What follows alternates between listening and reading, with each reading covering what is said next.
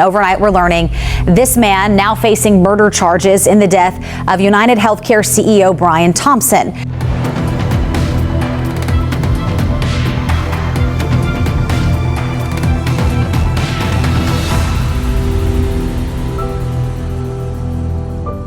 Police have identified the suspect as 26-year-old Luigi Mangione. Reportedly found him with a gun similar to the one used in the shooting, along with a silencer and a fake ID that was used at a New York City hostel. The officer quickly recognized the male as the suspect from the shooting. And within several seconds of the first contact, he had asked the suspect if he had been in New York City recently, and that really invoked a physical reaction from the suspect. He became visibly nervous, kind of shaking at that question. Luigi Mangione is facing several charges in New York. He's been charged with second-degree murder, along with 3 other gun-related charges. In Pennsylvania, he faces 5 more charges, including forgery, carrying a gun without a license, and lying about his identity to officers. His arrest coming after a tip from a McDonald's in Altoona, Pennsylvania. Well, you could take the federal approach on it, too. I mean, you can, crossing the state lines with it. And I was kind of wondering about the swabbing that they were speaking about as well. But it seems like they were lining everything up to get it back to New York. And I'll tell you the truth, I wish they would prosecute this federally, because I'm going to be honest with you guys, I don't trust Bragg and Manhattan to do the right thing with this case. I really don't. Yeah, it's a scary thought when you think about it. 100% it should be federal, based alone on the facts and the law, interstate. Right? He went cross state lines. And it's not just who he murdered, it's the dynamics of the entire meditated, so it appears, right? He's due process. He's entitled to due process. But even the gun jamming, and I saw you guys go over it on Friday night, he had multiple opportunities to stop shooting, and he continued, and he had a lot of calculated evidence that he was obviously with intent. So crossing the state lines and getting as far as he did with limited resources, he had well calculated resources to get that far. And as we know in past history with Timothy McVeigh, who did the Oklahoma bombing, he was stopped in a car stop. And it's through the patrol, first line, the detectives, the good supervisors such as Lieutenant Joe, who's here, that allow cops to do their job. But if you see something, say something, because something as minor as a traffic stop or sitting at McDonald's and someone saw the poster or social media outlet, it led everyone to Altoona. So I think that's really important to recognize everyday citizens who help us do our job to protect them. So Mangione was taken into custody around 9:15 a.m. after police received that tip. Mangione was being held in Pennsylvania on gun charges, eventually extradited to New York to face charges in connection with Thompson's death. In addition to a 3-page handwritten document that suggests he harbored, quote, ill will toward corporate America. They said he had a ghost gun, a type of weapon that can be assembled at home and is difficult to trace. So this guy, like I said the other night, he's got all the earmarks of Ted Kaczynski. Okay, yeah. Where did he radicalize? Because if you look at his social media and what he's been saying, okay, he comes from a pretty rich family. Yeah, his high school was $40,000 a year. Okay, so somewhere along the line, he became an anti-capitalist and he became anti. Healthcare, and so what motivated him to do this? What triggered him to do this? Upon further investigation, officers recovered a firearm on his person, as well as a suppressor, both consistent with the weapon used in the murder. Additionally, officers recovered a handwritten document that speaks to both his motivation and mindset. He seems that he has some ill will toward corporate America, but that will all come out as part of our investigation. In America, we do not kill people in cold blood to resolve policy differences or express a viewpoint. So he had a lot of privilege. If you look at his social media and the trail that we were able to dig up on his social media accounts, you find this person who is somewhat disillusioned with the way that corporations run. And specifically, he focused on mental health, the impacts technology had on that. But he really went dark after May, at least on Twitter. One friend even tagging him in a post and saying, "Are you okay? I haven't heard from you."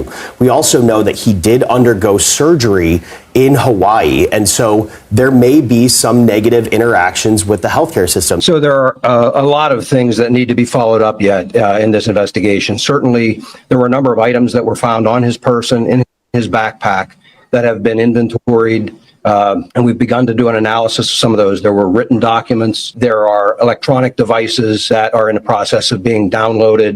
Search warrants are obtained.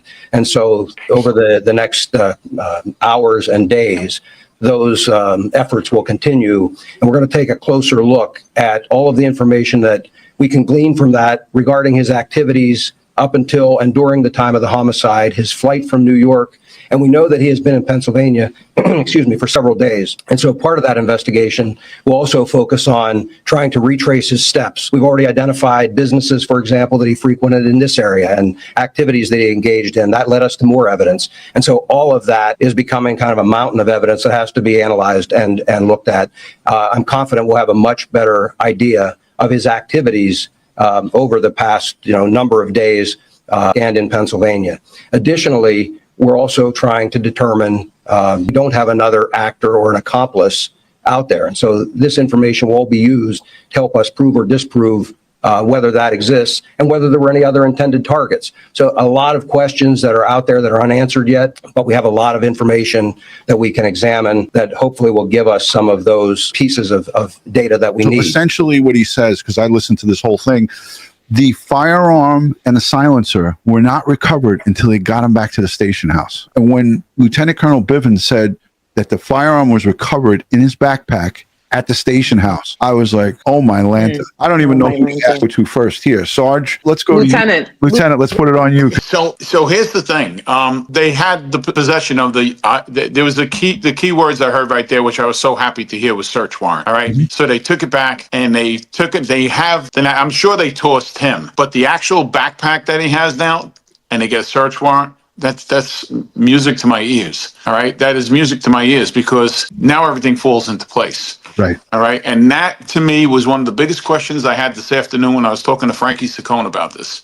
And I said, Frankie, and he says, yeah, and we were hashing it around just like we do here. And that's what people get the benefit of, you picking Ed's brain, Ed picking your brain, picking the sergeant's brain. This is the benefit of everybody that's listening right now, because we all speak about these things and we go, well, what if this? What if that? And this is what happened in the squad during my days.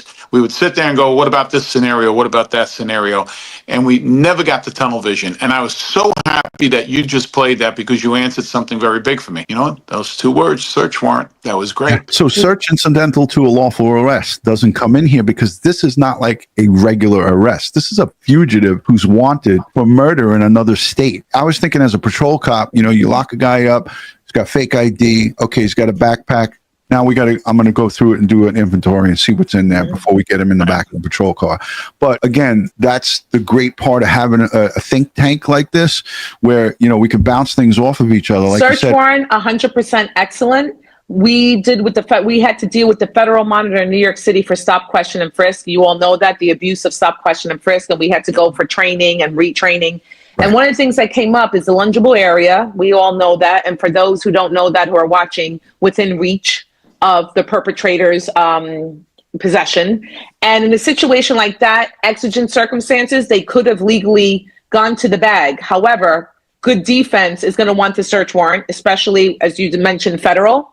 However, in New York City, that we had to get retrained on this. We used to do inventory search, the trunk, the car, the bag, back at the precinct, secondary to arrest. My priority as a patrol officer in Brownsville, Crown Heights, and the Bronx, and a sergeant, is safety. So as long as we say toss, but searched properly on the field, I want that guy searched at least by 3 people, 3 different people, because we found things by the 3rd cop after 2 of us went through someone with contraband. So personally, the gun, for patrol cops who don't know the training, they probably would have reached into the bag and that might have been thrown out. And the search warrant for this high profile case is crucial. However, they could have argued, because he was a fugitive, and a violent crime, obviously, right? Murder. But New York City's training police officers that they can reach in, but it has to be really buttoned up. As you mentioned, Lieutenant, the search warrant really covers all bases. Let me tell you something. It's better to be safe than sorry with this, especially a high-profile case. You can't go wrong. You already have the body. You already have him. He's cuffed. You have him. You're taking him in.